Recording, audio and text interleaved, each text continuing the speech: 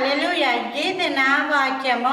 21వ తారీఖు 5వ నెల 2026వ సంవత్సరం.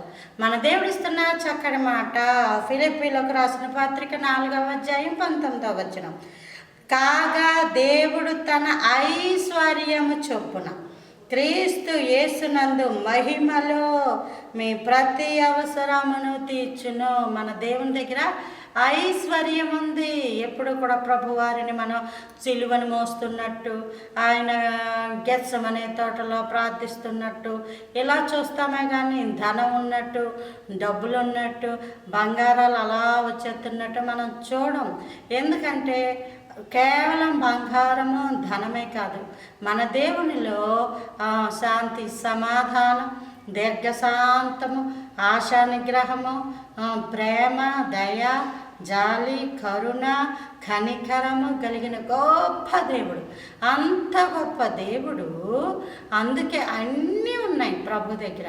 అయితే దేవుడట ఐశ్వర్యము చొప్పున క్రీస్తు యేసు మహిమలో నువ్వు చెప్పే అవసరత మహిమకరంగా ఉండాలి, దేవునికి మహిమ తెచ్చేదిగా ఉండాలి, దేవునిని అనేక మంది ఎదుట గొప్ప చేసేదిగా ఉండాలి.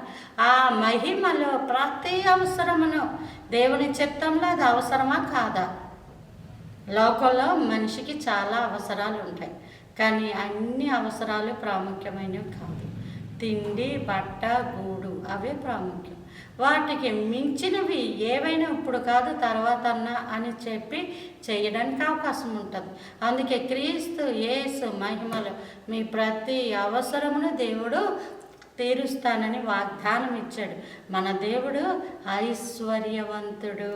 ఆయన మీకు తోడై ఉండును గాక. Praise the lord. హల్లెలూయా.